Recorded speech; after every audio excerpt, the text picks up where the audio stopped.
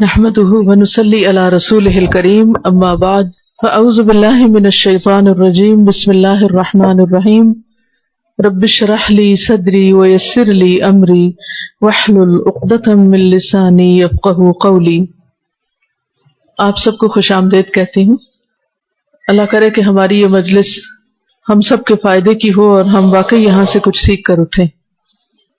ایک حدیث میں آتا ہے کہ کلکم راعٍ وکلکم مسئول عن رعیتہ، کہ ہر شخص نگران ہے اور ہر شخص سے اس کی رعایا کے بارے میں پوچھا جائے گا۔ پھر عورت کے بارے میں فرمایا ہے کہ والمرأۃ راعیۃ فی بیت زوجہا، اور عورت اپنے شوہر کے گھر میں راعی ہے، نگران ہے، ذمہ دار ہے۔ ومسئولۃ عنہا، اور اس سے اس کے بارے میں پوچھا جائے گا۔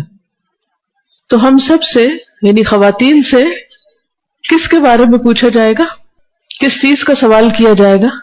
گھر کے بارے میں، کہ گھر کا کیا حال تھا، اولاد کی کیسے تربیت کی، ان کے حقوق کتنے ادا کیے، گھر میں کیسا ماحول بنایا۔ ہم سب اپنے گھروں کے اندر کے ماحول کے ذمہ دار ہیں۔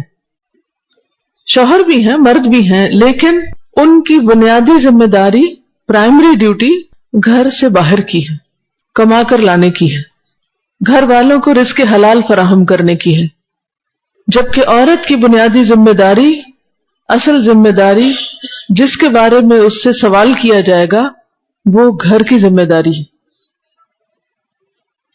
کہ اس نے گھر کے اندر اپنی ذمہ داری کس حد تک پوری کی۔ اب سوال یہ پیدا ہوتا ہے کہ ہماری ذمہ داری ہے کیا؟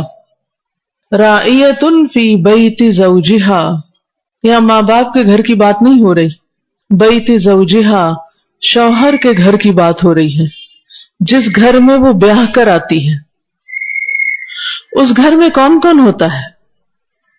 بعض اوقات صرف شوہر ہوتا ہے، بعض اوقات شوہر کے والدین بھی ہوتے ہیں، جوائنٹ فیملی سسٹم ہوتا ہے، بعض اوقات شوہر کے بہن بھائیوں میں سے بھی کوئی اس گھر میں رہ رہا ہوتا ہے۔ تو یہ تو وہ گھر ہوتا ہے جس میں وہ جاتی ہے، لیکن اس کے بعد جب اس کے اپنے بچے پیدا ہوتے ہیں، اس کی اولاد ہو جاتی ہے اور وہ ماں بن جاتی ہے، تو پھر اس کی اصل ذمہ داری شروع ہوتی ہے کہ اب وہ کیا کرتی ہے۔ ماں ہونا جہاں بہت بڑے درجے کا باعث ہے، جیسا کہ حدیث میں آتا ہے، ایک شخص نے آپ صلی اللہ علیہ وسلم سے پوچھا کہ میرے سب سے اچھے سلوک کا مستحق کون ہے؟ تو آپ نے فرمایا تمہاری ماں۔ پھر جب اس نے سوال کیا تو پھر آپ نے ماں ہی کے بارے میں بتایا۔ تیسری دفعہ جب پوچھا پھر ماں کی بات کی، چوتھی دفعہ باپ کی بات کی۔ سب کو یہ حدیث معلوم ہے، ہر ماں بہت شوق سے اس حدیث کو سنتی اور اس پہ خوش ہوتی ہے کہ اللہ نے ہمیں اتنا درجہ دیا ہے۔ لیکن یہ یاد رکھیے کہ جہاں درجہ بلند ہوتا ہے وہاں پر ذمہ داری بھی بڑی ہوتی ہے، اور جہاں ذمہ داری ہوتی ہے وہاں پوچھ بھی ہوتی ہے، سوال بھی ہوتا ہے، جیسا کہ اس حدیث میں بھی آیا ہے کہ وہ مسئولۃ عنہا، اس سے اپنے گھر کے بارے میں سوال کیا جائے گا۔ ہم سب اپنے اپنے بارے میں سوچیں کہ کل قیامت کے دن کیا ہم اس سوال کے جواب کے لیے تیار ہیں؟ کیا ہم اپنی یہ ذمہ داری نبھا رہے ہیں؟ کیا اپنی فکر کے ساتھ اپنے دین کی، اپنے بچوں کے دین اور ان کی آخرت کی فکر میں ہیں؟ اس پر ہم سب کو سنجیدگی سے سوچنا چاہیے، کیونکہ اس کا حساب ہونا ہے ہم سے۔ ہم اس بارے میں کوئی عذر بہانہ نہیں پیش کر سکتے۔ ہم یہ نہیں کہہ سکتے کہ میری تو طبیعت ہی اچھی نہیں ہوتی تھی، اور یہ کہ میرے تو اور بہت سے کام تھے، میں تو تبلیغ بہت کرتی تھی، باہر لوگوں کو بہت سکھاتی تھی، اس لیے میرے پاس پھر وقت ہی نہیں بچتا تھا کہ میں اپنے بچوں کی بھی خبر لوں کہ وہ کیا کر رہے ہیں۔ تو جیسا کہ میں نے عرض کیا کہ جہاں عہدہ بڑا ہوتا ہے، درجہ بڑا ہوتا ہے، وہاں ذمہ داری بھی بڑی ہوتی۔ مثلا کسی کمپنی میں آپ دیکھیں، کسی فیکٹری میں جو اس کا سی ای ہوتا ہے اور جو اس کا مثلا پی این ہوتا ہے، ان دونوں کا درجہ برابر نہیں ہوتا، اور یہ درجوں کا فرق اللہ تعالیٰ نے ہی رکھا ہے۔ ہر ایک کا درجہ فرق ہے، الگ الگ ہے۔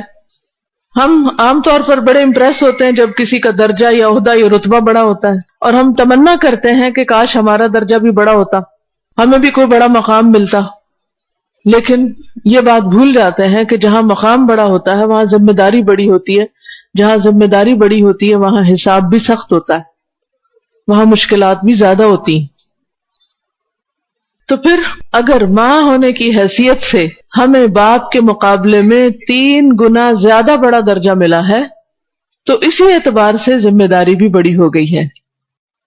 اور ویسے بھی آپ دیکھیے کہ بچوں کا زیادہ وقت ماں کے ساتھ ہی گزرتا ہے۔ 9 مہینے تو وہ اس کے پیٹ میں گزارتے ہیں، 2 سال تک وہ دودھ پلاتی ہے اگر پلائے تو، پھر اس کے بعد جب تک وہ پراپر کسی اسکول نہیں جاتا بچہ، اس وقت تک وہ اس کی استاد ہوتی، اس کی مربی ہوتی۔ باپ ایک لمیٹڈ ٹائم کے لیے گھر میں ہوتا ہے، اور اگر وہ ہو بھی زیادہ اور آپ اس پر ذمہ داری ڈال بھی دیں تو اللہ نے اس کا مزاج، اس کی نیچر بنائی ہی نہیں ایسی، اس کے اندر وہ برداشت ہی نہیں رکھی، اس کے اندر وہ قابلیت ہی نہیں رکھی کہ وہ بچے کی صحیح طور پر تربیت کر سکے، اس کو کھلا پلا سکے۔ ہاں تھوڑی بہت ہیلپ تو کر دے گا کسی وقت، لیکن وہ ذمہ داری نہیں لے گا، اور اگر اس پہ ڈالا بھی جائے تو وہ صحیح طور پر اس ذمہ داری کو پورا بھی نہیں کر سکتا۔ تو خصوصاً جو ابتدائی سال ہیں زندگی کے، اس میں ایک بچے کی 90% ذمہ داری جو ہے وہ ماں پر ہی ہوتی ہے، اس کو کھلانا، پلانا، سکھانا، سمجھانا، اور یہی وہ زندگی کا وقت ہوتا ہے، عرصہ ہوتا ہے کہ جس میں سب سے زیادہ وہ جو کچھ اس نے سیکھنا ہوتا ہے وہ سیکھ لیتا ہے، سب کچھ ابزارب کر لیتا ہے۔ اسپونج کی طرح ہوتا ہے اس کا جو دماغ، جس میں ہر پڑھنے والی آواز کان پہ وہ اس کے اندر جا رہی ہوتی ہے، اور وہ اس کے اندر ایک نقش بنا رہی ہوتی ہے، اور وہ سیکھ رہا ہوتا ہے۔ گھر کے اندر بچے کی تربیت کی ذمہ داری ماں پر ہے، اور ماں سے پوچھا جائے گا، اور بچہ ایک بڑا ہونے سے پہلے زندگی کا ایک بڑا حصہ، اور وہ حصہ جس میں سب سے زیادہ لرننگ ہوتی ہے، وہ ماں کے ساتھ گزارتا ہے۔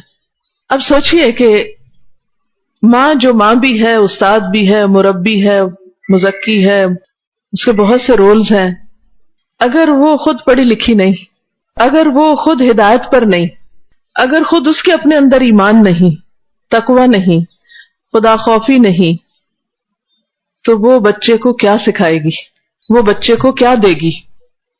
تو آپ سوچئے کہ ماں کی جہالت کس طرح بچے پر اثر انداز ہوتی ہے۔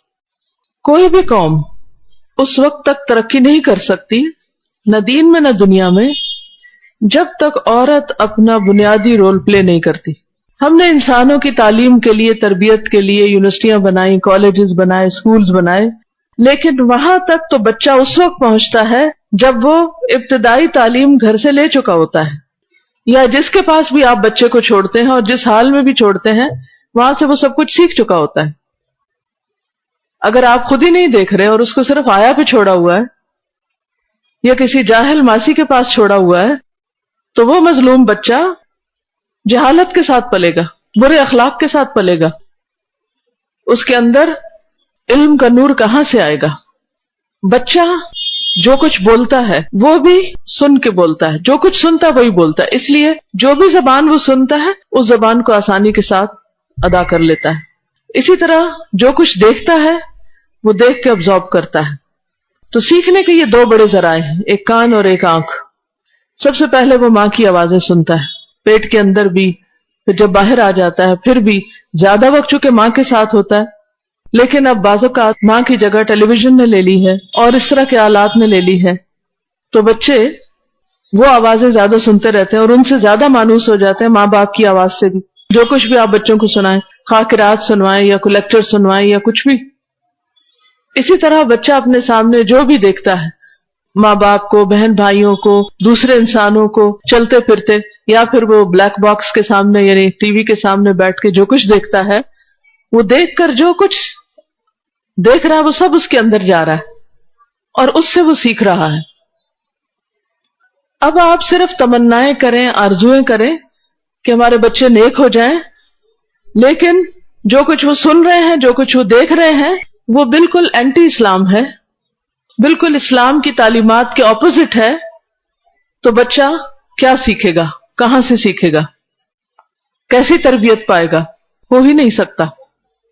کچھ سائنٹسٹ نے ایک ایکسپیرینس کیا تھا 10 بچوں کو جب وہ پیدا ہوئے تو ان کو وہاں سے وہ آبادی سے دور ایک جگہ لے گئے. وہاں انہوں نے ان کے لیے کھانے پینے، رہائش، ان کی خدمت کے لیے سرونٹس، ہر چیز کا انتظام کیا، اور ان کو سختی کے ساتھ اس بات سے منع کیا کہ وہ ان کے ساتھ سب کچھ کریں گے، یعنی کھلائیں پلائیں گے، ان کو صاف کریں گے، ان کی ہر ضرورت کا خیال رکھیں گے، لیکن ان سے بات کوئی نہیں کریں گے، بولیں گے نہیں، ایک لفظ بھی نہیں بولیں گے.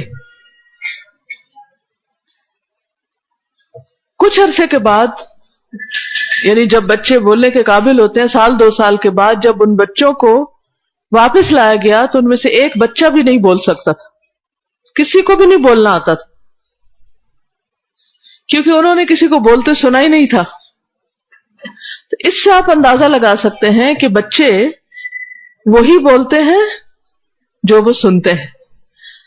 اب یہ آپ کے پاس چوائس ہے کہ آپ انہیں کیا سنوا رہے ہیں، آپ انہیں کیا دے رہے ہیں. اسی طرح وہ وہی ایکٹ کرتے ہیں، ان کے ایکشنز، ان کے ہاتھ اٹھانے، بولنے، دیکھنے، اٹھنے، بیٹھنے، حتیٰ کہ چیزیں رکھنے، اٹھانے، ان سب چیزوں میں جو سٹائل ہوتا ہے، جو مینر ہوتا ہے، جو طریقہ کار ہوتا ہے، وہ بھی وہی ہوتا ہے جو وہ ماؤں سے دیکھتے ہیں. اسی لیے آپ دیکھیں کہ بچے عموماً لہجے میں، سٹائل میں اور بہت سی چیزوں میں انکانشیسلی ماں کو کاپی کر رہے ہوتے ہیں، اور بچپن میں جو کچھ وہ دیکھتے ہیں ماں کو کرتے ہوئے وہ خود وہی چیزیں کرنے لگے. مثلا اگر ماں برقع اوڑھتی ہے تو آپ نے دیکھا کہ چھوٹے چھوٹے بچوں کو سکارف اوڑھنے کا شوق ہوتا ہے. وہ کہاں سے شوق آیا ان میں؟ صرف دیکھ دیکھ کر. وہ ہر کپڑا اٹھائیں گے اور اس کا سکارف بنانے لگ جائیں گے. ماں اگر نماز پڑھتی ہے تو وہ کہیں بھی کھڑے ہو کر کسی طرف بھی قبلہ رخ ہو کر ہاتھ باندھ لیں گے اور نماز پڑھنا شروع کر دیں گے. یہ وہ وقت ہے کہ جب آپ انہیں ابھی زبان سے نہیں کہہ رہے کہ نماز پڑھو، زبان سے نہیں کہہ رہے کہ سکارف اوڑھو. وہ کیوں کر رہے ہیں یہ سارے کام؟ کیونکہ انہوں نے آپ کو دیکھا ہے.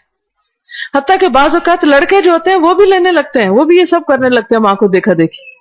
تو اس سے اس بات کی اہمیت کو سمجھیے کہ آپ کا رول کتنا امپورٹنٹ ہے، کتنا اہم ہے، کتنا ضروری ہے کہ آپ اس کو سمجھیں اور آپ اس کو ادا کریں. آپ سے یہ نہیں پوچھا جائے گا کہ آپ کون سی جاب کرتی تھی اور اس جاب میں آپ کتنا کماتی تھی اور آپ کے پاس کیسے زیورات تھے، یا آپ نے کتنے لیٹسٹ ڈیزائنز کے کپڑے پہنے، یا آپ کے پاس ڈیزائنرز کے بیگز تھے یا نہیں تھے. یہ نہیں پوچھا جائے گا. نہ ان چیزوں کی کوئی ویلیو ہوگی، نہ ان چیزوں کی بنا پر آپ کی کوئی قدردانی ہوگی اللہ کے ہاں. وہاں اگر کوئی چیز ہوگی تو یا اپنے عمل ہوں گے یا پھر اپنے بعد جو صدقہ جاریہ کے طور پر عمل چھوڑے وہ ہوں گے. اور صدقہ جاریہ میں بھی نمبر 1 اولاد آتی، ولد صالح یدعو لہ، نیک اولاد جو ماں باپ کے لیے دعائیں کرے، اور پھر جو علم انسان دوسروں کو سکھائے، اور جو مال خیر کے رستے میں لگائے. اب ان سب چیزوں کے لیے، ان تینوں چیزوں کو حاصل کرنے کے لیے کیا چیز چاہیے ہمیں؟ وہ کی کیا ہے، وہ بنیاد کیا ہے کہ جس کے ساتھ ساری چیزیں، سارے کام درست ہوتے ہیں؟ وہ ہے دین کا علم، دین کی سمجھ. اگر وہ سمجھ آپ کے اندر ہے تو وہ بچوں کے اندر بھی ٹرانسفر ہوتی جائے گی، اور اس کے لیے آپ کو کوئی انہیں الگ سے بٹھا کے لیکچر نہیں دینا پڑے گا، یا ان کی جسے کہتے ہیں نا کلاس لینی، ان کی کلاس نہیں لینی پڑے گی. وہ آپ کے عمل سے زیادہ سیکھیں گے. اور یہ بھی ایک حقیقت ہے کہ مؤثر ترین تبلیغ عمل کی تبلیغ ہوتی، سب سے زیادہ افیکٹو تبلیغ عمل کی تبلیغ ہوتی. کوئی چیز اگر آپ کسی کو سکھانا چاہیں تو پہلے آپ اس کو خود کریں. مثلا آپ کسی کو کوئی خاص ریسیپی سکھا رہے ہیں، کوئی کچھ پکانا سکھا رہے ہیں، اور آپ خود بھی اسی دن پکا رہے ہیں پہلی دفعہ، تو پھر حال کیا ہوگا کہ آپ نے وہ کام خود کیا ہی نہیں، آپ کو آتا ہی نہیں، اور آپ سکھانے چل پڑے، تو وہ تو کام خراب ہوگا. نیم ملا خطرہ ایمان.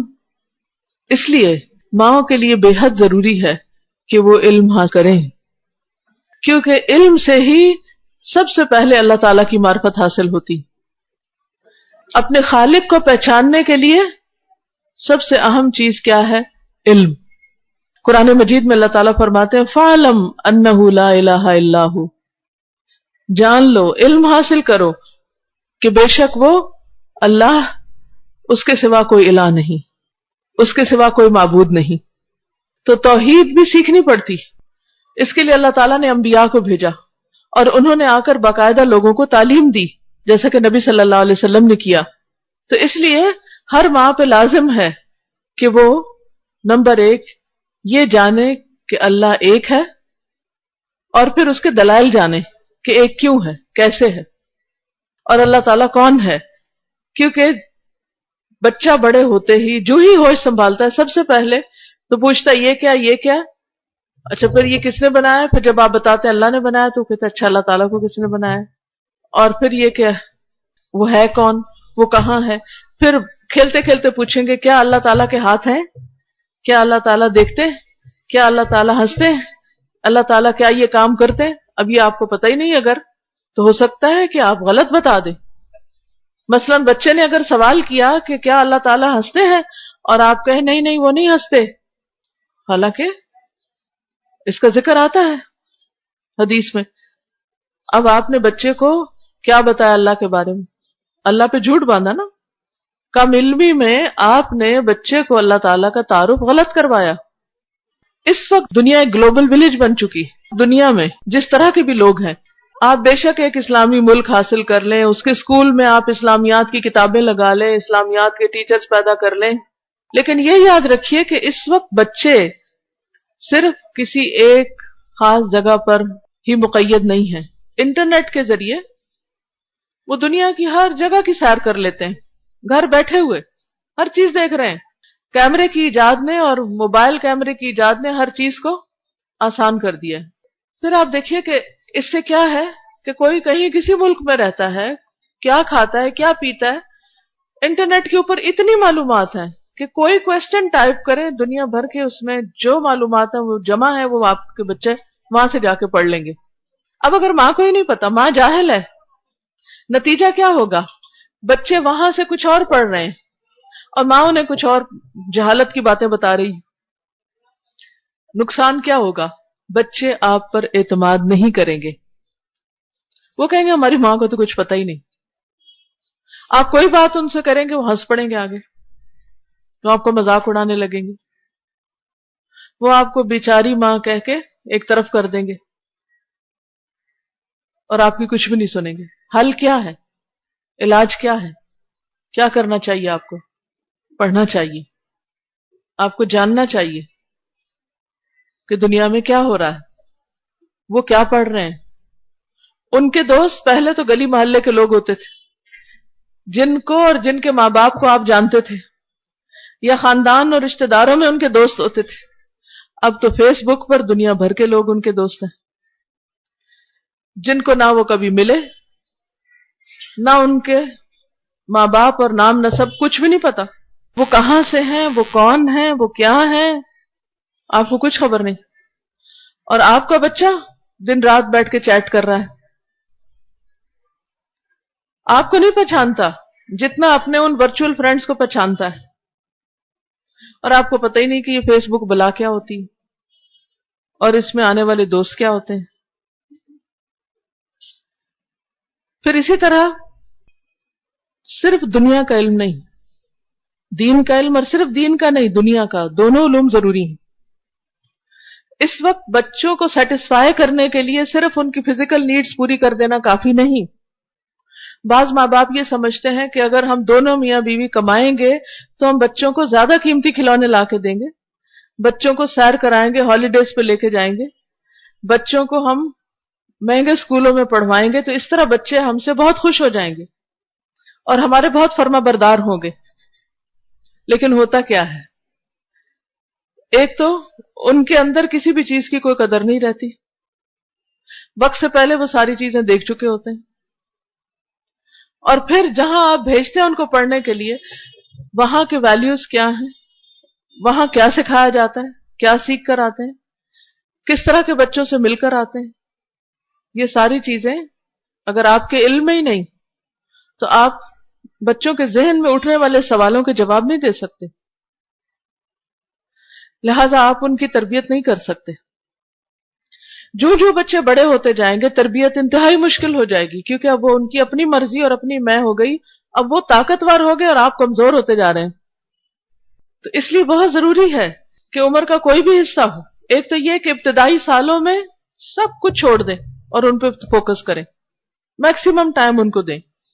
دوسرا یہ کہ جب بڑے ہو جائیں تو بھی ان کے ساتھ جو کچھ وہ سیکھ رہے ہیں ساتھ ساتھ آپ سیکھیں، کیونکہ ہر دور میں ضروریات فرق ہوتی جائیں گی.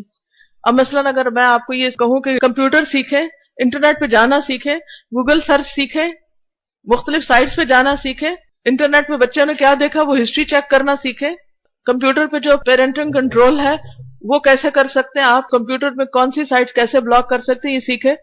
تو آپ کہیں گے نہیں ہم تو معصوم لوگ، ہمیں کیا پتا کمپیوٹر کیا ہوتا ہے، یہ تو ہمیں تو تار نہیں جوڑنی آتی، ہم تو وہ بچے کو بلاتے ہیں ادھر آؤ. جب وہ آتا ہے نا آپ کی تار جوڑنے پھر ہنستا ہے آپ پہ کہ میری ماں کو ایک پلگ لگانا نہیں آتا. حالانکہ کیا وہ اتنا مشکل کام ہے؟ کچھ بھی نہیں مشکل، ہم نے اس کو ہوا بنایا ہوا ہے. بے وجہ کے ناز برداریاں اور کوئی تکلیف نہیں مول لینا چاہتے، کچھ بھی مشکل نہیں. آپ لگا کر دیکھیں کاٹتا ہے وہ آپ کو؟ کچھ بھی نہیں کرے گا. آپ اسے آن کریں، آپ کھولیں اس کو، کچھ بھی نہیں ہوگا. آپ پوچھیں، ہر روز لرن کریں. جو کچھ بچے سیکھ رہے ہیں ساتھ بیٹھ کے خود سیکھیں، تب جا کے اس دوڑ میں مقابلہ ہوگا تو بچوں کی آپ تربیت کر سکیں گے. اب دیکھیے کہ جیسے کل ہی میں ناشتے کی میز پہ بیٹھی ہوئی تھی اپنے بیٹے کے ساتھ، تو کہتا ہے چلے ہم دونوں ایک کھیل کھیلتے ہیں. کہتے ہیں ہم ایکٹ کرتے ہیں. میں نے کہا کیا ایکٹ کرنا ہے؟ کہتے ہیں کہ اچھا میں ایک ایسا رول پلے کرتا ہوں کہ جس میں ایک بچہ ہے یا ایک شخص ہے جو ہندو ہے اور وہ شرک کرتا ہے، تو آپ ایک ریلیجس اسکالر ہیں، آپ اس کو کیسے قائل کریں گے؟ تو مجھ سے کہتا ہے کہ اچھا میرا نام فلاں ہے اور میں یہ کرتا ہوں. تو پھر اب یہ تھا کہ میرے لیے ایک بہت سخت امتحان تھا، پروو یہ کرنا تھا کہ شرک غلط ہے اور توحید جو ہے وہ کس طرح ثابت کرنی. وہ اچھا خاصا ایک میری یعنی ذہنی ایکسرسائز تھی. وہ ساری باتیں جو کہیں سوئے جاگے پڑھی ہوئی تھی وہ پوری قوت لگانی پڑی. پھر کہا اچھا ایک اور ایکٹ کرتے ہیں کہ ایک شخص خدا کو نہیں مانتا، وہ کہتا خدا نہیں ہے، آپ ثابت کریں کیسے؟ تو وہ مجھ سے اسی طرح کے سوال کرنے لگ گیا. اب آپ دیکھیں کہ اگر ہم خود نہ پڑھیں، اگر ہمارے پاس دلائل نہیں، کیونکہ بچے ہمیں یہ تھوڑی بولے دیں اچھا ذرا تم ٹھہرو میری کتاب میں نوٹس لکھے ہوئے ہیں، یا وہ ڈاکٹر ذاکر نائک کی کتاب میں 40 سوالوں کے جواب والی کتاب میں ذرا پڑھ کے آتی ہوں پھر بتاتی ہوں تمہیں. وہ کہے گا وہ تو میں خود بھی پڑھ لوں گا. آپ کیا کہتی ہیں؟ دن رات آپ کا امتحان ہوتا ہے اور ہر چیز میں بڑے غور سے دیکھتے ہیں کہ اس معاملے میں ماں کو کتنا علم ہے، جاہل ہے یا کچھ سمجھ ہے، اور پھر اس کے مطابق اپنے رستے اختیار کرتے ہیں. ٹھیک ہے جو کچھ وہ سب کر رہے ہیں وہ ہم سب کچھ نہیں کر سکتے، لیکن ایٹ لیسٹ دین کا اتنا علم تو آپ حاصل کریں کہ جس سے آپ ان کو معاشرے میں چیلنجز درکار ہیں، کیونکہ وہ ایسے بچوں کے ساتھ پڑھ رہے ہیں. چلیں اگر آپ نے ان کو ایسے پرائمری میں اسلامی اسکول میں ڈال دیا، ہائی اسکول تک آپ نے ان کو بہت پروٹیکٹ کر کے رکھا، اگر یونیورسٹی جائیں گے اور اگر آپ نے باہر ماشاءاللہ پڑھنے کے لیے بھیجا ان کو، تو وہاں تو ہر کمیونٹی کے لوگ ہیں اور ہر قسم کی بھانت بھانت کی بولیاں، وہاں ان کا ایمان کیسے قائم رہے گا؟ ہمیں ہر ماں کا شوق ہے کہ بچہ بہت اعلیٰ ڈگری حاصل کرے، بہت کچھ پڑھے اور سیکھے، لیکن اس پڑھنے اور سیکھنے میں کیا کیا خطرات ہیں ان کو جب تک آپ سینس نہیں کرتے، ان کے بارے میں آپ پڑھتے نہیں، جانتے نہیں، سیکھتے نہیں اور آپ بتاتے نہیں اپنے بچوں کو، تو وہ اس پریشر کو کیسے قبول کریں گے؟ اس کے آگے کیسے ڈٹیں گے؟ وہ تو اس کے آگے ڈھہ جائیں گے. تو ہماری اولادیں ہماری صدقہ جاریہ کیسے بنیں گی؟ اس کے لیے ہمیں دعائیں بھی کرنی ہیں، رونا اور تڑپنا بھی ہے، لیکن اس کے ساتھ ساتھ پڑھنا بھی ہے، سیکھنا بھی ہے. اور اگر وہ ہم سے نہیں سوال کرتے، وہ ہمیں نہیں بھی چیلنج کرتے، وہ نہیں بھی پوچھتے، آپ خود ان سے پوچھیں اچھا بتاؤ اگر تم سے کوئی آ کے یہ کہے تو کیا جواب دو گے؟ مثلا آپ ان سے پوچھیں آپ سمجھتے ہیں کہ آپ کا بچہ نماز پڑھنے لگا، بڑے خوش ہو جاتے ہیں کہ پڑھنے لگ گیا، اب 5 وقت کا نمازی ہو گیا، چلو شکر ہے، اتنے پہ راضی نہیں. ہو سکتا اسے کوئی باہر ایسا مل جائے جو اس کے نماز کا مذاق اڑائے. تو آپ پہلے سے ہی اس کو تیار کریں کہ اچھا بتاؤ تم اگر کوئی تم نماز پڑھ رہے ہو کہیں ہاسپٹل میں، پارک میں کہیں، اور کوئی مذاق اڑائے تو تم کیا کرو گے؟ یا اگر کوئی یہ کہے کہ نماز پڑھنے کی اتنی کیا ضرورت ہے تو کیا جواب دو گے؟ کیونکہ آپ دیکھیے کہ شیطان کا کام ہوتا ہے انسان کے اندر ڈاؤٹس کریٹ کرنا، شک پیدا کر دینا، خدا کے بارے میں شک، رسول کے بارے میں شک، نمازوں کے بارے میں، حجاب کے بارے میں، حلال رزق کے بارے میں، ہر چیز کے بارے میں، دین سکھانے والوں کے بارے میں، ہر چیز میں شک ڈال دو۔ جب شک ڈال دیں گے تو پھر کیا ہوگا؟ اعتماد ہی نہیں رہے گا۔ جب اعتماد ہی نہیں رہے گا تو باقی کیا ہوگا؟ سارا کام ہی ختم، سب کام خراب، آپ کی محنت ہی ضائع۔ لیکن اس اعتماد کو بحال کرنے کے لیے آپ کو دوہری محنت کرنی پڑے گی۔ چلیں اگر آپ ماں بن چکے ہیں اور آپ کے بچے بھی بڑے ہو چکے اور وہ ہاتھوں سے نکل چکے، اب تو سوائے دعا کے اور تھوڑی بہت کوشش کے زیادہ نہیں کر سکتے، لیکن ہم اپنی آئندہ بچیوں کو اس کے لیے کیسے تیار کریں؟ آپ کہیں گے ہم نے تو ان کو الہدا کا کورس کرا دیا، ہماری ذمہ داری پوری ہو گئی۔ نہیں، ابھی نہیں پوری ہوئی۔ آپ دیکھیے کہ ہماری بچیاں بھی ویسے بڑی مظلوم ہیں، وہ مارکیٹ ڈیمانڈ کے مطابق ایسے ایسے سبجیکٹس پڑھتی رہتی ہیں، ایسی ایسی چیزوں میں ہلکان ہوتی رہتی ہیں جن کو بعض اوقات بعد میں وہ کچھ بھی یوز نہیں کرتی، کئی کام نہیں آتا وہ۔ لیکن کیا کریں؟ اس لیے کہ ہر طرف دوڑی اس چیز کی لگی ہوئی، اس لیے ان کو یہ پڑھنا بہت ضروری ہے، اس کے بغیر تو ان کی کوئی ویلیو ہی نہیں۔ ٹھیک ہے پڑھیں، لیکن اس کے ساتھ ساتھ کیا وہ ایک ماں بننے کے لیے تیار ہیں؟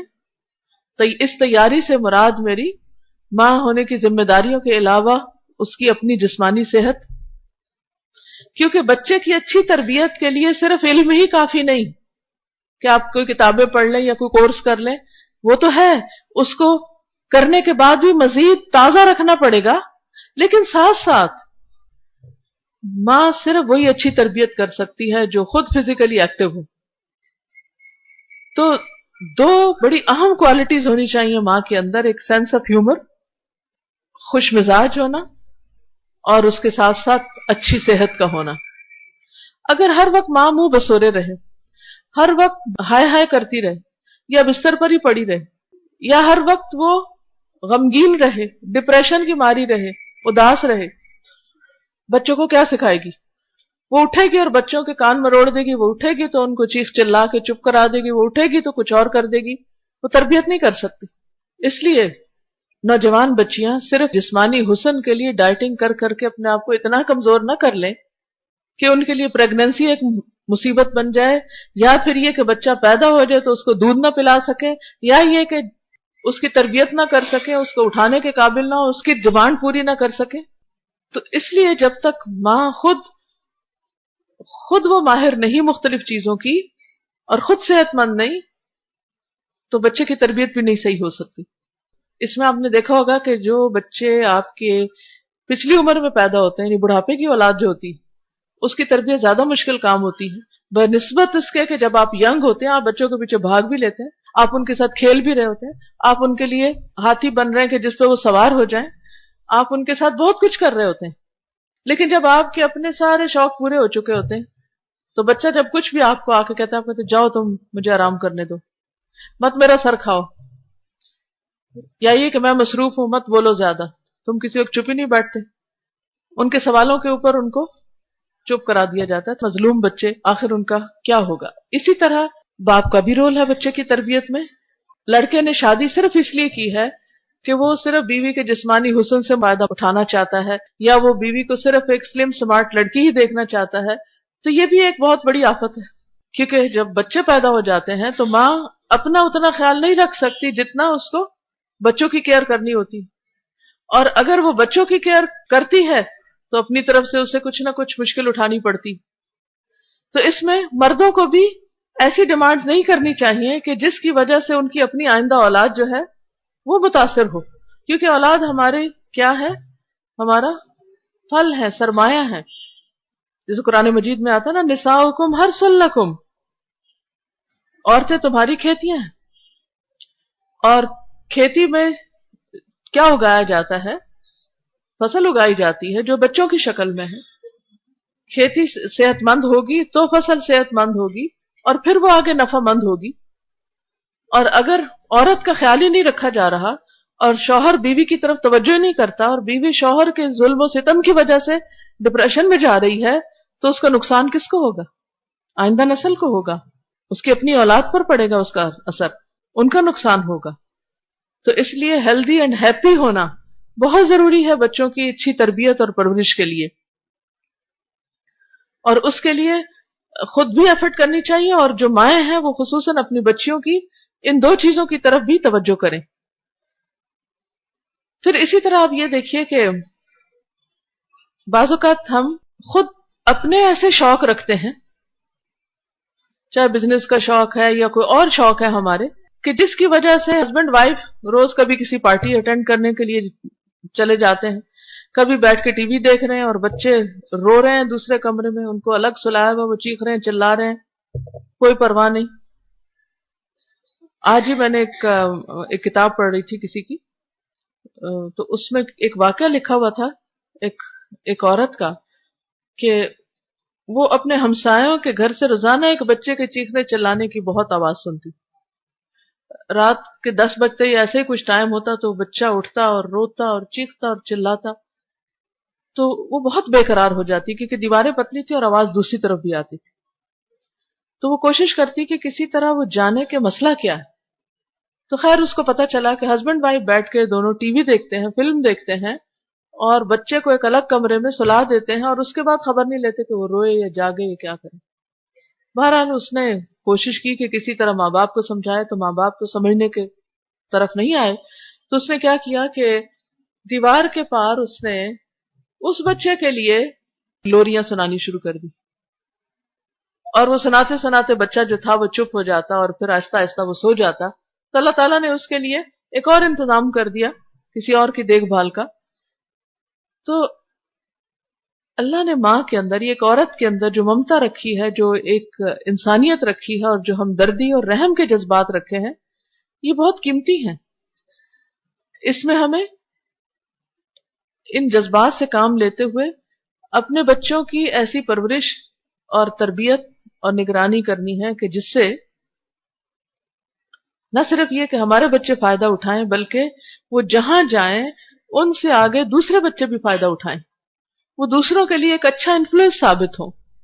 لیکن اس کے لیے آپ کو محنت کرنی پڑے گی، کوشش کرنی پڑے گی، اور اپنے بہت سے شوق، بہت سی دلچسپیاں اور بہت سی پسند و ناپسند کو پیچھے رکھنا پڑے گا۔ ایک عورت جب ماں بنتی ہے تو پھر وہ اپنا آپ بھول جاتی، پھر وہ اپنے سے زیادہ اپنے بچے کو اہمیت دیتی۔ تو یہ اہمیت صرف کھلانے پلانے کی حد تک ہی نہ ہو، بلکہ اس کی تربیت بھی ہو۔ کینیڈا میں نے ایک کورس کروایا تھا روح البیان، تو اس میں نے ایک چھوٹا سا آرٹیکل اپنے اسٹوڈنٹس کے ساتھ شیئر کیا تھا۔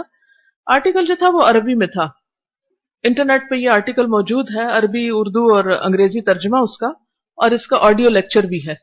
میں یہ چاہوں گی کہ آپ سب آئیں، کیونکہ اس وقت اتنا ٹائم نہیں، کیونکہ میں نے 2-3 دن لگا کے اس کو پڑھایا تھا، اتنا ٹائم نہیں ہے کہ میں آپ کو یہ ساری باتیں بتاؤں کہ جو آپ کو اپنے بچوں کو سکھانی چاہیے یا ان کے ساتھ شیئر کرنی چاہیے، یا ان کے اندر کیا چیزیں ڈیولپ کرنی چاہیے۔ کیونکہ اگر وہ بچے بڑے ہو کر نفسیاتی مریض بنے، یا پھر یہ کہ ان کے اخلاق خراب ہوئے، تو وہ آئندہ اپنے خاندان کی تباہی کا ذریعہ بن جائیں گے۔ دیکھیں نا، اگر بیٹی بگڑ جاتی ہے تو اس کا جو آگے خاندان ہے وہ پورا سفر کرے گا۔ بیٹا بگڑ جاتا ہے، اس کے اخلاق خراب ہو جاتے ہیں، تو پھر اس کی بیوی ڈپریشن کا شکار ہوگی، اور اس کا ڈپریشن اس کے آگے بچوں پر اثر انداز ہوگا۔ کہاں سے سلسلہ شروع ہے؟ روٹ کاز کیا تھی؟ قصوروار کون تھا؟ تو ہماری ذمہ داری بہت بھاری ہے۔ ہم دنیا بھر کو بھی سکھا دیں نا، تو وہ اس کا کفارہ نہیں کر سکتا جب تک کہ ہم اپنے بچوں پر بھی وقت نہ لگائیں اور ان کو ٹائم نہ دیں، اور ان کو کچھ ایسی چیزیں چاہے وہ پسند کریں یا نہ کریں۔ آپ دیکھیں گے کہ اگر کچھ دن آپ بچوں کو نہ ڈانٹے تو وہ کہیں گے آپ ڈانٹتی کیوں نہیں، ڈانٹے ہمیں، وہ بھی ان کی ایک ضرورت ہے، وہ بھی ایک غذا ہے۔ نرمی سختی دونوں ہی چاہیے، لیکن اس سے پہلے آپ کو پوری ایک پلاننگ کرنی پڑے گی کہ کون سا وقت، کہاں، کس طرح، کس کے ساتھ، کیسے، اور اس کے لیے آپ کو اپنی کچھ نہ کچھ اور چیزوں کو سیکریفائس کرنا پڑے گا۔ کوئی بات نہیں، جب بچے بڑے ہو جائیں گے اور وہ میچور ہو جائیں گے اور اپنے ذمہ دار خود ہو جائیں گے، تو اس وقت آپ کو پھر وقت مل جائے گا، اور وہ وقت ایک بہترین وقت ہوتا ہے کہ جب انسان خود بھی بہت میچور ہو چکا ہوتا ہے، اور پھر جو بھی وہ کرنا چاہتا ہے معاشرے کی خدمت کے لیے اور دوسروں کے لیے، وہ بہترین طریقے سے کر سکتا ہے. اس کا یہ مطلب نہیں کہ انسان کوئی اور کام کرے ہی نہ کرے، لیکن بچوں کو ساتھ لے کر، ان کو مینج کرتے ہوئے، ان کو اگنور کر کے نہیں، یہ نہیں ہو سکتا. ان کو پیچھے چھوڑ کے نہیں، ان کے حق مار کے نہیں. بعض اوقات ہم کہتے ہیں نا ہمارے وقت میں برکت نہیں، کاموں میں برکت نہیں. ہم بھول جاتے ہیں کہ ہم بعض اوقات کسی نہ کسی پہ ظلم ڈھا رہے ہوتے ہیں، کوئی نہ کوئی اپنا اور فرض چھوڑ رہے ہوتے ہیں. یا تو نماز ٹھیک نہیں ہوتی، اللہ کے حقوق میں سے کوئی کمی کر رہے ہوتے ہیں، یا پھر بچوں کے حقوق میں سے کوئی کمی کر رہے ہوتے ہیں. تو اس لیے بہت ضروری ہے کہ ان حقوق کی ادائیگی کے لیے اپنے آپ کو ذمہ دار قرار دیں اور اس ذمہ داری کو ایکسپٹ کریں. آج عورت نے ماں ہونے کو ایکسپٹ نہیں کیا پوری طرح. بچہ پیدا کرنا وہ پسند نہیں، اور اگر پیدا ہو جائے تو ان کو پالنا پسند نہیں. تو آپ دیکھیے کہ وہ معصوم مظلوم وہ کدھر جائیں؟ اگر ماں ہی کولڈ بلڈڈ ہو گئی تو وہ کدھر جائیں گے؟ پھر کون انہیں دیکھے گا؟ کون انہیں وہ دے سکتا ہے جو آپ دے سکتے ہیں؟ تو بہرحال یہ چند ایک باتیں میں آپ کے ساتھ شیئر کرتی ہوں جو آپ ایک ایک چیز، اس کے کئی ایک پورشن ہیں، چھوٹی چھوٹی چیزیں ہیں جو ایک ماں نے اپنے بچے کو سکھائیں، وہ آپ ایک ایک لے لیجئے اور اپنے بچوں کے ساتھ لازمی شیئر کیجئے. ان کے اندر یہ ویلیوز اور یہ مورلز ڈالیے. عورت کا نام ہے ام حکیمہ، اپنے بیٹے کو کچھ وصیتیں کرتی ہے. ام حکیمہ لابنہا وصایا، بنیا، اے میرے بچے، ایاک ان تتکلم فی الاشیاء وفی الناس الا بعد ان تتأکد من صحت المصدر. اے میرے بچے، تم کبھی بھی کسی چیز یا انسان کے بارے میں کوئی رائے نہ دینا جب تک تم اس کے بارے میں معلومات کے سورس کے بارے میں شور نہیں ہو. یعنی جب تک تمہیں یہ نہ پتا ہو کہ یہ بات اوتھینٹک ہے تو زبان نہ کھولنا. اب دیکھیے کہ ماں کیا سبق سکھا رہی، کیا بات بتا رہی کہ سنی سنائی باتیں اور لوگوں کے منہ سے جو کسی کے بارے میں کوئی اوپینین ہوتا ہے اس کو لے کے آگے نہیں پھیلانا. اچھا آپ نے دیکھا ہوگا کہ بچے اسکول سے نا بعض اوقات مختلف لوگوں کے بارے میں کچھ سن کے آتے ہیں. وہ ایک بچہ تھا نا، وہ کہہ رہا تھا کہ وہ جو فلاں ہے نا وہ ایسا اور ایسا ہے، وہ بہت چور ہے، فلاں ایسا ہے. اب جب آپ کے سامنے بچہ ایسی بات کرے گا تو آپ کیا کریں گے؟ کیا کہیں گے اس کو؟ تم نے دیکھا ہے؟ تمہیں کیسے پتا؟ نہیں وہ فلاں کہہ رہا تھا. نہیں، کسی کی بات سن کے آگے ایسے نہیں پھیلاتے. میں نے خود اس پر عمل کیا کہ بچوں کو کبھی بھی خاندان کے بڑوں، رشتہ داروں، ملک کے بڑوں، پولیٹیشنز وغیرہ، ان کے بارے میں کبھی کوئی منفی بات نہیں بتائی. جب بڑے ہوں گے سنیں گے، خود دیکھیں گے، بہت کچھ جان لیں گے، خود ایکسپلور کرنے دیں. الا یہ کہ کوئی ایسی خطرناک چیز ہے کہ جو ان کے رستے میں آنے والی ہے تو اس وقت ان کو بس کہا کہ یہ نہیں کر سکتے، تم یہاں نہیں جا سکتے، اس کو دوست نہیں بنا سکتے. بس اگر کوئی بہت ہی ایسی. اب ہوا یہ کہ میں نے بچے کو کلاس 9 میں داخل کرایا، تو جو ان کا انگلش کا ٹیچر تھا اس کو جب پتا چلا کہ اوریجنلی یہ پاکستان سے ہے تو اس نے ہمارے کسی بڑے لیڈر کے بارے میں کہا کہ اچھا تمہیں پتا ہے کہ کیسا ہے، اور اس نے یہ اور یہ اور یہ کیا. وہ کہتا ہے کہ وہ کون ہے، آر یو شور، یہ صحیح بات ہے، آپ صحیح کہہ رہے ہیں. تو وہ اس کے ساتھ آرگیو کرنے لگے، آئی کانٹ بلیو، یہ نہیں ہو سکتا. تو گھر میں آیا تو مجھ سے پوچھتا ہے کہ یہ بات صحیح، آپ نے مجھے کیوں نہیں بتایا؟ میں نے کہا مجھے خود بھی نہیں پتا، میں ان باتوں پہ یقین نہیں رکھتی جو اخباروں میں لکھی ہوتی، مجھے کیا پتا کہ وہ صحیح ہے یا نہیں. کہتا اچھا. تو میں بھی کسی سے، میں نے کہا تمہیں ضرورت نہیں کسی کے بارے میں کچھ کہنے، کیونکہ کبھی ایک بات مشہور ہو جاتی، کبھی دوسری ہو جاتی، اور اس میں سے اکثر باتیں اگر کچھ سچ ہو بھی تو کچھ بالکل جھوٹا. ہمیں کیا پتا سچ کیا اور جھوٹ کیا، اور ہمارے پاس اور کوئی کام نہیں کہ ہم لوگوں کے بارے میں باتیں کرتے رہیں. تو ہمیں یہ باتیں نہیں کرنی. Chapter closed. ورنہ عام طور پر کیا ہوتا ہے، بڑے چھوٹے سب مل بیٹھ کر ناشتے کی میز پہ اخباریں لے کے زور زور سے پڑھ کے سنا رہے ہوتے ہیں، ان پہ ہنس رہے ہوتے ہیں، مذاق اڑا رہے ہوتے ہیں. اب دیکھیے کہ جب کسی قوم کے اندر، جس خاندان کے اندر بڑے کا احترام نہیں، نبی صلی اللہ علیہ وسلم نے کیا فرمایا کہ من لم یرحم صغیرنا ولم یوقر کبیرنا فلیس منا. جس نے ہمارے بڑے کا احترام نہیں کیا، جس نے ہمارے چھوٹے پہ شفقت نہیں کی، وہ ہم میں سے نہیں. اگر کوئی ماں بچے کو باپ کا ادب نہیں سکھاتی تو وہ اپنے باپ پہ کلہاڑی مار رہی، بہت بڑا جرم کر رہی. آپ کے اپنے شوہر کے ساتھ بہت سے اختلاف ہو سکتے ہیں، اس کے اندر بہت سے عیب ہو سکتے ہیں، بہت خرابیاں ہو سکتی ہیں، لیکن آپ بچے کا دماغ خراب نہ کریں، آپ اس کو پوائزن نہ دیں. یہ پوائزن ہے جو آپ دیتے ہیں، اس کو اخلاقی طور پر کل کر رہے ہیں. کیونکہ بچے اپنے ماں باپ کو لک فارورڈ کرتے ہیں، وہ جیسے بھی ہوتے ہیں وہ ان کے ماں باپ ہوتے ہیں، وہ ان کو ڈس اون نہیں کر سکتے. اور یہاں سے جب بچے کے اندر باپ کے اوپر ٹرسٹ نہیں رہتا، ہو سکتا ہے، اور آپ دعا کر رہے ہیں اور کوشش کر رہے ہیں، ہو سکتا ہے کہ جب تک بچہ بڑا ہو باپ اپنی عادتیں بدل چکا ہو.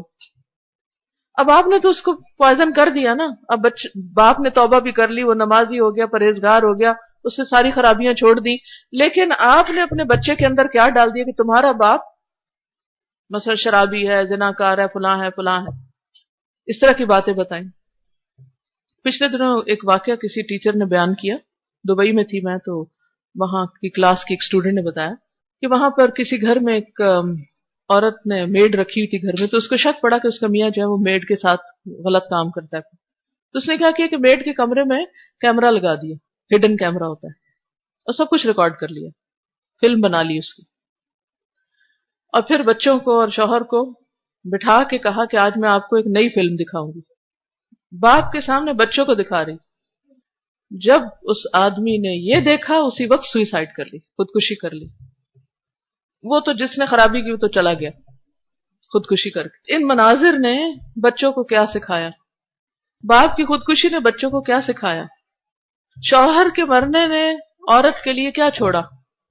بعض اوقات ہم غصے میں آ کے، جذبات میں آ کے ایسے کام کرنے لگتے ہیں کہ عقل ماری جاتی. ہم سمجھتے ہیں کہ ہم باپ کو بدنام کر دیں گے نا اور بچے سمجھ جائیں گے نا، پھر یہ اس کو دیکھیں گے نہیں اور ساری حکومت ہماری ہو جائے گی. وہ ایک تسل چل رہی ہوتی نا پاور کی، کہ میں بڑی کہ تم بڑے. اور اب عورتوں کو بڑا بننے کا بہت شوق ہو گیا، جبکہ اللہ نے مرد کو قوام بنایا ہے، ایک درجہ اوپر رکھا. قرآن کہتا ہے، میں نہیں کہتی. اگر آپ کو اعتراض ہے، نہیں مانتے نہ مانے، آپ حقیقت کو بدل ہی نہیں سکتے، آپ ریالٹی کے خلاف جا ہی نہیں سکتے. یہ حقیقت ہے، اس کو ایکسپٹ کرنے میں ہی ہماری بھلائی ہے. اللہ نے مینیجر اس کو بنایا، آپ اس کے اسسٹنٹ ہیں. چاہے آپ بہت سے کام اس کے بھی اپنے ذمے لیے ہوئے ہیں، بھلے ہی آپ اپنے شوق سے لیے ہوئے ہیں یا مجبوری سے لیے ہوئے ہیں، لیکن ذمہ دار وہی ہے، بڑا وہی ہے گھر کا، آپ نہیں ہو سکتے. اب اگر کسی کے اندر بھی، دوسری بات یہ کہ اگر کسی کے اندر بھی، باپ کے اندر یا ماں کے اندر کوئی خرابی، کوئی اخلاقی برائی ہے، وہ پیچھے سے چلی آتی ہے نا، آتے ہیں.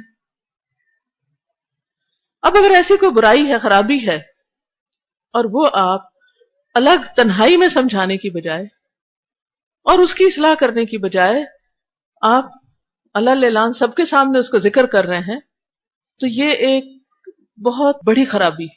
کسی کا کال ہے کہ جو بلیور ہوتا ہے وہ ایڈوائز کرتا ہے، یعنی دوسرے کو نصیحت کرتا ہے، اور جو ایول ڈوئر ہوتا ہے، مفسد فسادی ہوتا ہے، وہ کنڈیم کرتا ہے. وہ صرف کنڈیم کرتا ہے، تمہارے میں یہ خرابی ہے، تم ایسے برے ہو، تم ویسے برے. تو مومن کی کیا صفت ہے کہ الدین والنصیحہ، دین سراسر خیر خائی کا نام ہے. خیر خائی کس میں ہے؟ برائی کسی میں بھی ہو، شوہر میں ہے، بھائی میں ہے، بہن میں ہے، آپ اس کو ڈنڈورا پیٹ دیں؟ نہیں، آپ اس کو تنہائی میں سمجھائیں، آپ اس کے لیے دعا کریں، آپ اس کے عیب نہ کھولیں. خصوصاً شوہر اور بیوی کے رشتے کو اللہ تعالیٰ نے لباس کہا ہے، ہن لباس لکم وانتم لباس لہن، ایک دوسرے کا لباس ہے. حتیٰ کہ بیوی کو شوہر کی بات ماں باپ کو نہیں بتانی چاہیے، لڑکے کو بیوی کی کوئی بات اپنے ماں باپ کو نہیں بتانی چاہیے. اور ماں باپ ابلیس کا رول ادا کرتے ہیں اگر وہ بچوں کے معاملات میں اس طرح دخل اندازی کریں کہ ان میں فتنہ فساد ہو اور ان میں لڑائی ڈلوائیں. یہ شیطانی کام، ابلیس کا کام ہے، اور اس میں کوئی خیر اور بھلائی نہیں. آپ نے اگر بچوں کی شادی کر دی ہے تو ان کو رہنے دیں، جینے دیں، ان کو ان کے درمیان انٹیمیسی ہونے دیں، محبت بڑھنے دیں. یہ آپ کے فائدے میں ہے. کیا آپ چاہتے ہیں کہ ان کی نفرتیں بڑھیں، گھر ٹوٹے؟ کس کا نقصان ہوگا؟ لیکن عام طور پہ عورتیں عقل سے کام نہیں لیتی، جذبات میں آ کر، غصے میں آ کر، چھوٹی سی چیز پہ ناراض ہو کر، کبھی شوہر کے خلاف، کبھی بیٹے کے خلاف، کبھی بہو کے خلاف، کبھی کسی کے خلاف. میں نہیں کہتی کہ یہ ہر عورت کرتی ہے، لیکن گھر گھر میں فتنہ فساد کی کہانی ہے. بعض اوقات دین پڑھے پڑھانے والوں کے اندر بھی یہ خرابیاں ہیں. کیوں؟ کیونکہ شیطان چھایا ہوا ہے. ایک طرف ہم قرآن دین کی خدا رسول کی باتیں کرتے ہیں، اور دوسری طرف ہمارے اخلاق یہ ہے کہ ہم چھوٹی سی بات میں صبر نہیں کر سکتے، اور ہم تجسس کرتے ہیں، اور ہم بدگمانی کرتے ہیں، اور ہم بچوں کے معاملات میں اس حد تک اندر جا کے دخل اندازی کرتے ہیں کہ ان کے پردے پھاڑ کے دیکھتے ہیں کہ وہ اندر کیا کر رہے ہیں. یہ کہاں کا دین ہے؟ ایسے گھر کیسے بچ سکتے ہیں؟ اور اگر بہو خوش نہیں ہے نا تو آپ کی نسل کے اوپر اثر پڑنے والا ہے. وہ بچے، وہ آئندہ نسل کہاں سے آپ کے لیے صدقہ جاریہ بنے گی؟ اگر آپ نے اپنے بچوں کو وہ ماحول نہیں دیا، وہ تربیت، وہ ان کو ایٹماسفیئر نہیں دیا، ان کی صرف جسمانی نہیں جذباتی ضروریات کا خیال نہیں رکھا، تو آپ نے ان پہ بہت بڑا ظلم کیا. تو بہرحال بچوں کو یہ سکھائیے کہ کسی بڑے کے ساتھ بدتمیزی نہیں کرنی. باپ کو ادب سے بلانا ہے، خود بھی ادب سے بلائیے تو وہ ادب سے بلائیں گے. بڑے بھائی کو ادب سے بلانے. کیا آپ دیکھیں ہماری روایات کیا تھی؟ آپا، بھائی جان، بھیا، یعنی سوال ہی پیدا نہیں ہوتا کہ چھوٹے بچے بڑوں کو ادب سے نہ بلائیں. ہمیں تو یہ سکھایا گیا. نام نہیں لینا بڑی بہن کا، آپا کہنا ہے. بڑے بھائی کا نام نہیں لینا. یہ ہمارا کلچر ہے، یہ ہمارے دین کی تعلیم ہے. جب سے ہم نے اس کو توڑا ہے، اور جب سے ہم نے یہ احترام کی حدیں توڑ دی ہیں، اس سے گھروں میں مصیبتیں آ گئی ہیں. اور پھر اپنے بیٹے کو سکھاتی ہے وَإِذَا جَاءَكَ أَحَدٌ بِنَبَإٍ فَتَبَيَّنْ قَبْلَ أَن تَتَهَوَّرَ وَإِيَّاكَ وَالشَّائِعَ. جب تمہارے پاس کوئی خبر آئے تو اس کو اچھی طرح جان پرکھ لینا، اس سے پہلے کہ تم جلد بازی میں کوئی اقدام کر لو. اور ریومر سے، افواہوں سے پرہیز کرنا. جو دوسروں کے خلاف سکینڈل نکلتے ہیں ان میں دلچسپی نہیں لینا. لا تصدق کل ما یقال ولا نصف ما تبصر. ہر اس چیز کی تصدیق نہ کرو جو تم سن رہے ہو، جو کہا جا رہا ہے، ہی سیڈ شی سیڈ. اس کو سچ مت سمجھو. اور جو تم اپنی آنکھوں سے بھی دیکھتے ہو اس کو بھی پورے کا پورا، اس کا آدھا صحیح نہ سمجھو، کہو کہ ہماری نگاہ کو دھوکا ہو سکتا ہے. اچھا، اس کو کیسے ٹیسٹ کریں گے؟ مثلا اگر آپ کو میں ابھی دوں نا یہ قرآن مجید، ذرا پڑھیں، دیکھ کے پڑھیں گے آپ. اور میں نے یہ اتنا تجربہ کروایا ہے، ماہروں سے بھی پڑھوایا ہے، دیکھ کے پڑھ رہے ہوتے ہیں اور زبر زیر کی غلطی کر جاتے ہیں. بھئی دیکھ کے پڑھ رہے ہو، پھر کیا ہوا؟ وہ بھول ہو گئی، وہ پتہ نہیں چلا، میں نے سمجھا تھا یہ، میں نے سمجھا تھا یہ. ہماری نگاہ بھی دھوکا کھاتی ہے. تو آپ یہ نہیں اتنی بہادری سے کہہ سکتے کہ میں نے تو اپنی آنکھوں سے دیکھا کہ وہ یہ کر رہا تھا، ایسا کر رہا تھا. تو اس پر بھی جب تک تصدیق نہ ہو جائے تو کسی کے خلاف کوئی بات آگے نہ پہنچاؤ. لکھی جائے گی. قرآن مجید میں آتا کل کبیر و صغیر مستطر، ہر چھوٹا بڑا سب لکھا جاتا ہے. پھر کہا وَإِذَا ابْتَلَاكَ اللَّهُ بِعَدُوٍّ. پھر اگر اللہ تمہاری آزمائش کرے کسی دشمن کے ساتھ کہ تمہاری زندگی میں کوئی تمہارے اگینسٹ ہو گیا ہے، قَاوِمْهُ بِالْإِحْسَانِ إِلَيْهِ، تو اس کا مقابلہ اس پر احسان کر کے کرنا. عموماً دشمنیاں کیا ہوتی ہیں؟ چھوٹی موٹی جیلسیز، بہن بھائیوں میں، کزنز میں، دوستوں میں، یا جو ساتھی ایسے لوگ ہوتے ہیں جو ہمارے ہم اثر ہوتے ہیں، کنٹمپریریز ہوتے ہیں. وہ جب ایک بچہ مثلاً آپ کو بہت اوپر جا رہا ہے تو وہ سارے اس کے پیچھے پڑ جائیں گے، اس کا مذاق اڑانے لگیں گے، اس پہ تنقید کرنے لگیں گے. عموماً آپ دیکھیں کہ جیسے جو ہی بچے ہائی اسکولز پہنچتے ہیں یا یونیورسٹی وغیرہ جاتے ہیں تو ان کو بہت فیس کرنے پڑتے ہیں، بعض اوقات گینگز کو یا ایسے بچوں کو کہ جو ان کو ٹیز کرتے ہیں اور پھر ان کے ساتھ لڑنے کے لیے تیار ہو جاتے ہیں، اور پھر بہت فائٹس ہوتی ہیں. ہائی اسکولز کی جو فائٹس ہیں وہ آپ سب کو پتہ ہی ہوگی. یہاں کا تو مجھے نہیں کلچر پتا، لیکن ویسٹ میں تو یہ بہت عام ہے. اور چھوٹی چھوٹی باتوں پہ گنز کا نکل آنا اور گھروں سے اٹھا کے ایسی چیزیں لے آنا، نائف وغیرہ، کہ جس کے ساتھ ایک دوسرے کے ساتھ لڑنا. ویسے بھی دن رات فلمیں لڑنے والی دیکھتے ہیں تو پھر اس پہ پریکٹس کب کریں گے؟ تو بچوں کو یہ سکھائیے کہ جب بھی کوئی بچہ تمہیں اسکول میں ٹیز کرے، تمہارے ساتھ بدتمیزی کرے، تمہیں نیچا دکھائے، تمہارے پیچھے پڑ جائے، تو تم اس سے اچھی طرح پیش آؤ. دل جیتو. وہ کہتی ہے ادفع باللتی احسن، آیت ہے قرآن مجید کی کہ برائی کو اس طریقے سے دور کرو جو بہت اچھا ہو. اقسم باللہ، میں اللہ کی قسم کھا کے کہتی ہوں، ان العداوۃ تنقلب حبا، کہ عداوت محبت میں بدل جائے گی. تصور، امیجن کرو کہ تمہارا دشمن تمہارا دوست بن گیا ہو. تو کس طرح وہ نیگیٹو کو پازیٹو میں ڈھالنا سکھا رہی ہے اپنے بچے کو. آپ کو بھی یہ ٹپ اپنے بچے کے ساتھ شیئر کرنی ہے. اگر آپ اپنے بچوں کو اس بنیاد پہ تربیت کر سکیں اور یہ چیزیں اور یہ اخلاق اور کردار ان کے اندر ڈال دیں تو سمجھیں کہ آپ نے اپنی ذمہ داری کافی حد تک پوری کر لی انشاءاللہ. اللہ تعالی ہم سب کو اس کی توفیق دے. اور اس کے لیے ضروری نہیں کہ آپ لے کے یہ کتاب بیٹھ جائیں ان کے سامنے، کیونکہ اکثر جب ہم کتاب لے کے بیٹھتے ہیں تو بچے کہتے ہیں اس کو بند کر دو، کتاب سے نہیں پڑھنا ہم نے، کتاب دیکھتے ہی بھاگ نکلیں گے. جب سچویشن پیش آئے کوئی، اس وقت آپ نے اپنے مائنڈ میں رکھا ہو کہ آج یہ بات میں نے سکھانی ہے، اور شیطان ایسی سچویشن روز آپ کو دکھائے گا. ادھر اس سے لڑکے آ رہے ہیں، اس سے مار کے، چھوٹے چھوٹے بچے بھی بال کھینچ رہے ہیں، جھگڑے کر رہے ہیں، آپس میں بہن بھائی کتنا لڑ رہے ہوتے ہیں چھوٹے بچے. تو ان سب چیزوں کو کیسے ٹیکل کرنا ہے، کیسے سکھانا ہے کہ وہ چھوٹے بڑوں کا احترام کریں، بڑے چھوٹوں پہ شفقت کریں، اور پھر ایک دوسرے کی شکایتیں لے کے نہ آئیں. کیونکہ یہی بری عادتیں جب پڑ جاتی ہیں نا، پھر ساری زندگی پیچھا نہیں چھوڑتی، چپک جاتی ہیں آپ کی شخصیت کے ساتھ، اور پھر آپ خود بھی ضد ہوتے ہیں اور دوسروں کی بھی زندگی عام کرتے ہیں. تو منفی ذہن سب خرابیوں کی جڑ ہے. اپنی سوچ کو بھی مثبت بنائیں اور بچوں کو بھی مثبت سوچ کا تحفہ دیں. ایک کتاب ہے بلوغ المرام، اس میں سارے فقہی احکامات ہیں. اگر ممکن ہو تو اس کی حدیثیں ایک ایک دو دو روزانہ شیئر کریں بچوں کے ساتھ، اس میں یہ سارے مسائل آتے ہیں. اور جب حدیث آپ کہیں آپ پڑھیں، آپ ریڈ کریں، آپ عربی پڑھیں، اسے کہیں آپ انگلش پڑھیں یا اردو پڑھیں، جو بھی اس کو پڑھنا آتا ہے، تو اس میں اور نیچے کمنٹری بھی ہے چھوٹی چھوٹی، ساری چیزیں آ جائیں گی. اور ڈپینڈ کرتا ہے کہ آپ خود ان چیزوں کو اگر زندگی کی حقیقت سمجھ کر خود سیریس ہیں، نادانی کا ثبوت نہیں دے رہے، بے وجہ ہنس نہیں رہے یا اس کو ایک ایشو نہیں بنایا ہوا، تو وہ ایشو نہیں ہے. وہ عورتیں جو ماں نہ بن سکیں ان کے لیے صدقہ جاریہ کیا ہو. اگر وہ اپنے شوہر کی اولاد پالتی ہے مگر بعد میں یہ ہو کہ تم نے مجھے جنم نہیں دیا، نہ ہم جیسی عورتوں کے قدموں تلے جنت، اور کیا ہمارے لیے اجر اور صدقہ جاریہ کیا ہے. آپ سمجھائیے کہ میں کیا کہنا چاہ رہی ہوں. دیکھیے کہ ہمارے لیے بہترین نمونہ حضرت عائشہ رضی اللہ تعالیٰ عنہ.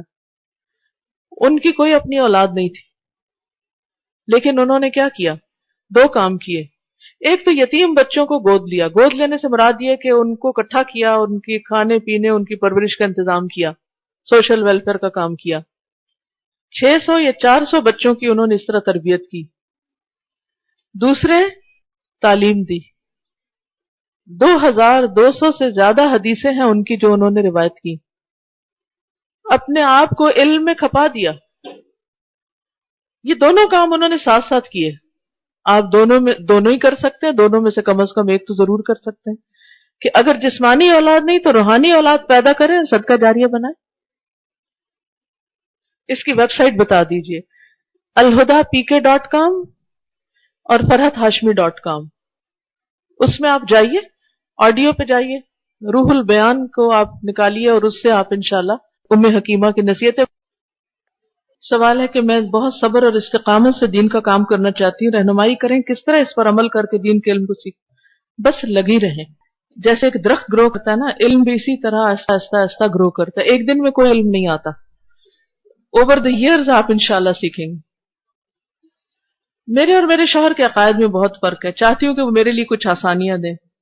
وہ کسی اور مسلک سے تعلق رکھتے ہیں، وہ چاہتے ہیں کہ میں ان کی ہر بات مانوں. کس طرح ان کو اپنی بات سمجھاؤں، رہنمائی کریں. آپ دیکھیے کہ آپ ان کو قرآن پاک سننے کے لیے دیجئے. یہ جو دورہ قرآن ہے نا، اگر وہ سن لیں تو انشاءاللہ تعالیٰ قرآن جب آتا ہے سامنے، یا یہ کہ آپ ان کے ساتھ قرآن کی ٹرانسلیشن پڑھنا شروع کر دیں، تو بہت سے عقائد وہیں ٹھیک ہو جائیں گی. اور یا پھر یہ ہے کہ کسی ایسی مجلس میں وہ جائیں، کیونکہ جب تک وہ ایک ہی ماحول میں رہے تو وہ ایک ہی طرح کی باتیں کریں گے، جب تک انہیں دوسری چیز سننے کو نہیں ملے گی یا پڑھنے کو نہیں ملے گی. میرے پاس دین کی تعلیم نہیں تھی جب میرے بچے ہوئے، اور اب وہ 10 سے 18 سال کی عمر میں، تو اب ان کو صحیح کرنے کا درست طریقہ کون سا ہے کہ اس کو اپناؤں؟ آپ خود ابھی بھی سیکھیں اور تھوڑا تھوڑا کر کے ان کے ساتھ شیئر کریں، یعنی اس سے مایوس نہ ہو کہ اب وہ تو بڑے ہو گئے تو اب تو ہاتھ سے نکل گئے، نہیں، بڑے ہو کے بھی بہت سے بچے الحمدللہ بڑے ہو کے بھی سیکھتے ہیں، باہر سے بھی سیکھتے ہیں، اندر سے بھی سیکھتے ہیں، بس سکھانے کے لیے حکمت، صبر اور اچھا اخلاق بہت ضروری، کہ ان کی ناسمجھیوں پہ، ان کی بدتمیزیوں پہ ہمت نہ ہاریں، پیچھے نہ ہٹیں، لگی رہیں، دعا کرتی رہیں، سر پہ سوار نہ ہو، تھوڑی ان کو سپیس بھی دیں، تھوڑا اگنور بھی کریں، لیکن جو بات کہنی ہے، جو پہنچانی ہے، وہ پہنچا کے دم لیں. ٹھیک ہے، چلیے آج کے لیے اتنا ہی کافی ہے کیونکہ وقت ختم ہو چکا ہے. آپ سب کے آنے کا شکریہ، اور الحمدللہ آج سے یہاں پر نئی کلاسز شروع ہو رہی ہیں. ہر جمعرات کو یہاں کلاس ہوا کرے گی صوت القرآن کی. آپ ہی کے لیے یہ جگہ بنی ہے، اور انشاءاللہ آپ آئیں گے، پڑھیں گے، سیکھیں گے، اپنے اور رشتہ داروں کو لائیں گے، ان کو لانا بھی آپ کے لیے صدقہ جاریہ ہوگا. سبحان اللہ والحمد للہ ولا الہ الا اللہ واللہ اکبر ولا حول ولا قوة الا باللہ العلی العظیم. اللہم صل علی محمد وعلی آل محمد کما صلیت علی ابراہیم وعلی آل ابراہیم انک حمید مجید. اللہم بارک علی محمد وعلی آل محمد کما بارکت علی ابراہیم وعلی آل ابراہیم انک حمید مجید. ربنا آتنا فی الدنیا حسنۃ وفی الآخرۃ حسنۃ وقنا عذاب النار. یا اللہ پاک، جو کچھ ہم نے پڑھا ہے، سیکھا ہے، ہمیں اس پر عمل کی توفیق عطا فرما. اللہ ہمیں سیدھا رستہ دکھا، ہماری ذمہ داری کو ہمیں صحیح طور پر، احسن طور پر ادا کرنے کی توفیق دے. یا اللہ تو ہمیں ہر شر سے بچا، اپنے نفس کے شر سے، شیطان کے شر سے، معاشرے میں جو بھی شر ہیں ان سب سے یا رب العالمین اپنی رحمت سے ہم سب کو محفوظ رکھ. یا اللہ تو ہمیں نیکیوں پر استقامت عطا فرما، ہمارے بچوں کو ہدایت دے، انہیں سیدھے رستے پر چلا، انہیں ہمارے لیے آزمائش اور فتنہ نہ بنا. یا اللہ اس امتحان میں تو ہمیں کامیاب فرما. ربنا تقبل منا انک انت السمیع العلیم وتب علینا انک انت التواب الرحیم. وصلی اللہ تعالی علی خیر خلقہ محمد وعلى آلہ واصحابہ واہل بیتہ اجمعین برحمتک یا ارحم الراحمین. الہی آمین. سبحانک اللہم وبحمدک نشہد ان لا الہ الا انت نستغفرک ونتوب الیک. آپ سب سے ریکویسٹ ہے کہ آپ لائن بنا کر